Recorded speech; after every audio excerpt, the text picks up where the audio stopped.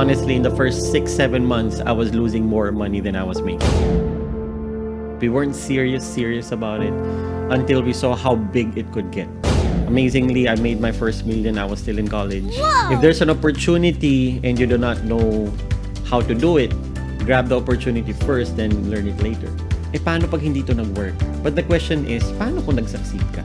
So God gives you when you ask for something. But the problem is, a lot of people don't ask. They don't ask big enough. Iharanahin mo naman ang ating mga audience. Ano ba yung theme song mo para sa sarili mo, sa buhay mo? Well, I like inspiring song. I'm not a good singer, siguro, pero alam ko yung Okay lines na. lang. Something, Pwede ano na nga yun? rin. Basta parang ganun. Pwede na rin. Welcome mga ka-VIP at isa na naman nating very inspiring Pinoypreneur ang pag-uusapan this episode. So, before anything else, please like, share, and subscribe sa VIP Lounge.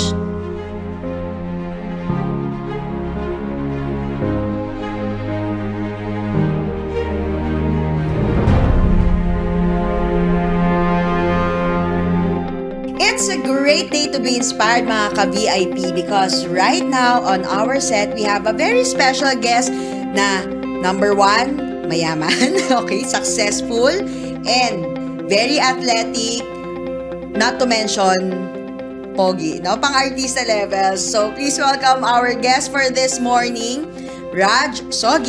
Hello, Raj. Hello, hi ma'am. Thank you for having me today. Thank you for being with us here to spread good vibes, no, doon sa mga aspiring young Pinoypreneurs. Because right now, alam ko you're very young. Later on, you get to share your background with us. But first, no, saan ba galing si Raj? Well, so I'm Pinoypreneur, but I'm originally from India. Oh, the So I'm Indian. Indiapreneur. Yeah, the Indianpreneur. So my family, like I'm a third generation Indian here in the Philippines. So my grandparents are the one who moved here to Philippines. So they wanted, greener pastures, so they went to different countries, and eventually they liked Philippines. And so my dad grew up here in the Philippines. I was born here in Philippines together with my sister. And so I've studied in India then for like 5-6 years. So that's why I know the language. Oh, okay. So I know the culture. So I go back and forth almost every year. Ano ba yung pangarap ng isang Raj Sogi when you were little? Everyone wanted to be an astronaut, I guess. So, a pilot. But then as it went along, I wanted to be, a scientist. And the scientist came, went down to becoming an engineer. And then specifically, I went for computer engineering. That's So, why. yan yung course mo? Yun yung course ng ko sa college. So I went to Mapua, took computer engineering, and then another dream along the way was to become an athlete. So I started playing tennis. Wow. So I played tennis for Mapua. It all boils down to becoming successful at something. If you have a profession in mind, nagawa mo ba siya? The plan was to become an engineer, maybe move to Singapore or Canada or Australia, US, what most of my friends did. But I was trying to do business on the side while I was also a student. And then one business, became quite successful. So while I was a student, I was earning quite good. So after graduation, I never got to practice engineering. I focused on building the business. How were you introduced to this business? It was with my high school friend. And we were always discussing about doing business here and there. So we were doing it together. And then this marketing business came along, and we were like, okay, let's give it a shot. Of course, in business, all you want to do is to start something. You don't know what's going to happen, but you'll never know until you really start it. So we gave it a shot. We weren't serious about it until we saw how big it could get. We saw the results from other people, and we gave it time, we gave it effort, and it just so happened that we made the right choice. We made the right decisions. We met the right people. And of course, you could say I had the right attitude to really learn from those people. Ano yung mga memorable parts of your journey that gave you lessons in life that you are using right now? What I learned in college were different principles from what I learned in doing the business. So, for example, If you're working, definitely the thing is, you want to get paid instantly. You want to get paid after a month, 2 months, 3 months. But honestly, in the first 6, 7 months, I was losing more money than I was making. Thanks to my parents' credit card for Ay. making it through. Thank you, mother and Which father. they did not know at that time. Right? So borrow lang yon, eventually paid. But then, yeah, so it wasn't making much money, but I saw the potential. So that's something that you don't learn, you don't know, people don't teach you. Most people would say, okay, hindi ka na kumikita, tigil mo na yan. Just focus on ano na yung alam mo, ginagawa mo, play it safe. For me, I had a vision, I had a goal of, when I'm 30, when I'm 40, I don't want to compare myself to others. Pero ayoko lang ng life na I'm always thinking of money. I'm catching up to things. So if I can work hard on something, learn the skills. First time ko na-realize na kailangan ko pala magbasa ng mga leadership books. Important pala yon na hindi tinuro again nung college. Important pala to go to business seminars na again, I wouldn't have known na kailangan pala ng personal growth in that. Yung mga puyat, so people say now, ang swerte mo na you're successful right now, you're lucky. And that sometimes undermines all the effort done. Because when they were sleeping, I was working. Maybe I was reading something. I was making, doing more meetings. Tulog ko was like 4 hours. Babawi na lang ako sa FX, right? Going to class or sa jeep. It's not luck. You kind of create your own luck, through the hard work. How were you able to really share the products? Do you have a special training? Do you need any certification in venturing in this business? It's amazing that the product is not actually related to my course. But that's one thing also I realized na hindi naman important in any business. Kasi kung hindi itong business na to, ang plan ko was mag-open ng isang franchise of Siomai. Oh, okay. And so when I was first introduced, I told my mentor, I'll think about starting this business kasi hindi ko siya linya. Right? So that I thought that was a very good excuse. And sabi niya, di ba Raj, gusto mo mag-open ng siomai cart business? Sabi ko, oo. Sabi niya, may alam ka ba sa siomai? Marunong ko ba gumawa ng siomai? Sabi ko, hindi, alam ko lang masarap siya. Sabi niya, so, hindi valid yung excuse mo. So I felt stupid na, oo nga naman, hindi sa linya-linya. The question lang is the product consumable? Is there quality? Right? Will it last? Hindi ba siya fad lang, uso lang siya ngayon. But if I start promoting this 10, 20 years down the line, will it still be profitable? Will people buy it? So, I saw that na pwede nga siya. And there, like any other business, you learn. So, of course, I read about the products. I attended trainings. The good thing is the trainings, hindi siya yung 10-hour sessions that I had to stop class. Didn't have to go to school. Hindi ko kailangan gawin yun. It was something I could do after class. The hustle of 2 to 3 hours, 4 hours after class. Doon ko lang natutunan lahat.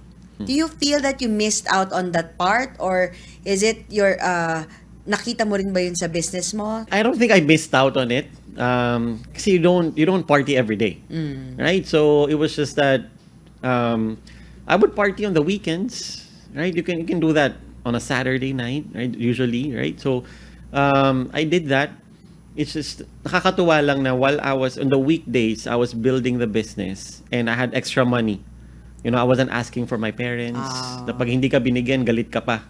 Diba? I wanted shoes, I had something for myself. I wanted shirt, I had something for myself. So, I didn't miss out on it. I guess it's just compartmentalizing, right? Prioritizing. How was it like working with people your age or even older than you? Do you see any advantage in being young or disadvantage? I would say it's all advantage, right? It's how you see the opportunity. It's what's, you can see it as it's your perspective, in short. So, I was the only student building the business that time. So, I never thought na, student ako, wala akong alam. But everyone naman who starts the business, wala namang alam Start from zero. It's just about how bad do you want to learn? How fast do you learn? any business is all about marketing. You market well, you learn your crowd, you learn how to talk better, you give it time, and then all the disadvantages, naging advantage na siya eh. So I was young, and so ang pinaka-advantage ko, I would say, was, sabi na mentor ko, Raj, if I'm earning, $1 million right now at 35, you're 21. And if you can make the same thing in the next 5 years, you'll only be 26. Right? Sabi niya, ako may family, ikaw at 26, you're single, you can enjoy life more. Right? So, sayong-sayo lahat yun. So, nakaka-excite siya na, oo nga, no, parang if I work hard now, in the next 5 years, I'll be 26. And so, buti na lang, nakinig ako. And that's something that happened, amazingly, I made my first million. I was still in college. Wow. I was 23 years old. I was 28 years old or 29, I made my first $1 million. And it paid off that I listened. It paid off that I had good mentors. So, importante din na kanino ka nakikinig. You always listen to people who have results. Na saan mo gusto makapunta. So, I saw that in the business and I just followed them. Ano yung pinaka-favorite mo na na-achieve all throughout these years? There are a lot. One thing, every time I look back, this was 14 years ago. Wow. I'm very, very, very grateful that I started the business. I went through the journey. Because if not, ang layo ng lifestyle ko right now. So, one thing I appreciate it is I have my own time. I take, I can go on a vacation when I want. I don't have to file for a leave.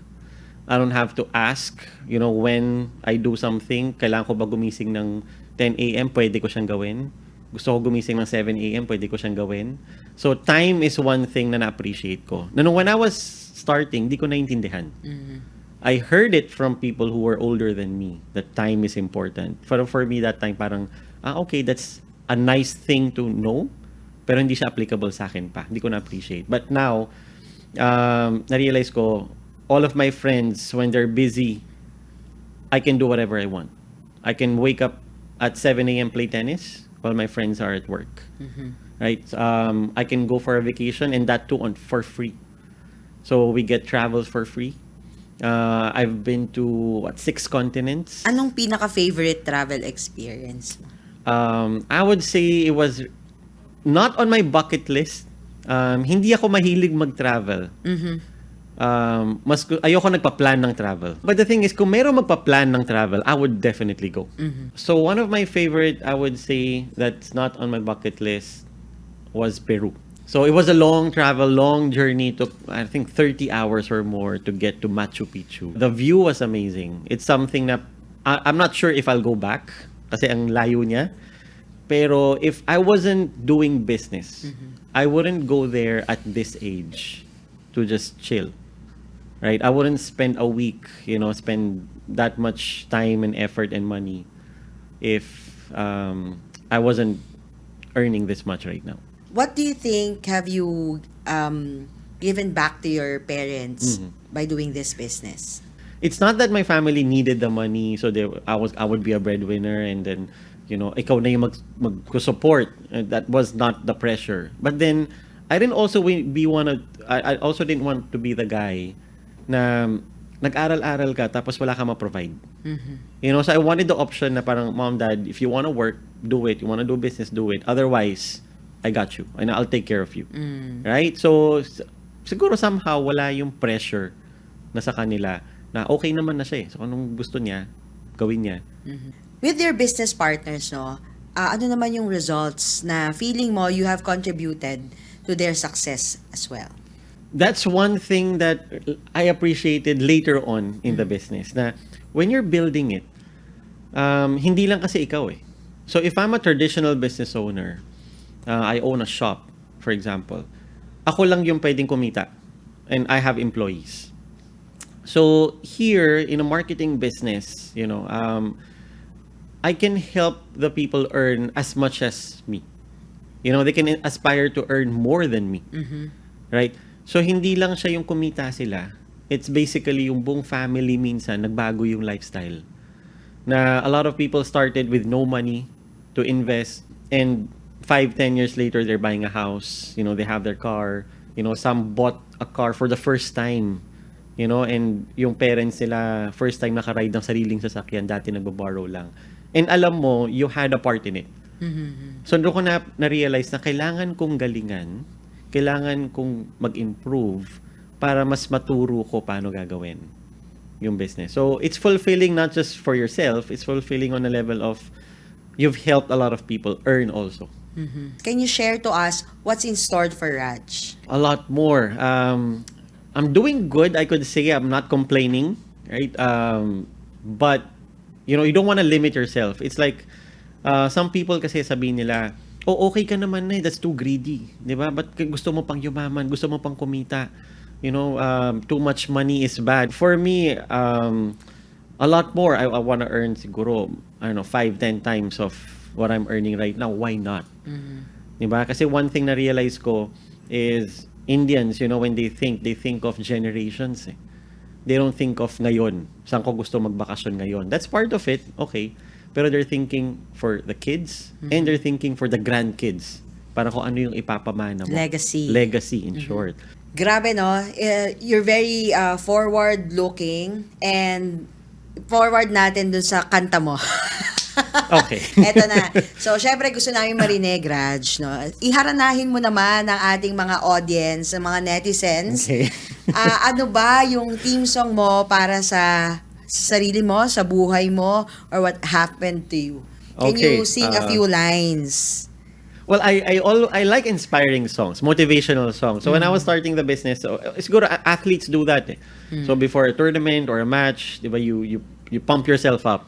So for me, before, every time I had a client meeting, kailangan ko munang makinig ng song. Right? So, siguro one motivational song. I'm not a good singer, siguro, pero alam ko yung lines lang. So for example, I like this song na High Hopes. Right? It's not ganun kaluma. It's yung, you got to have high hopes for a living, shooting for the stars, but I couldn't make something. Ano ba yun? Pwede na rin. Basta parang ganun. Pwede na rin. Ang tipid mo naman kumanta, Raj. Hindi ko alam yung lyrics na yun.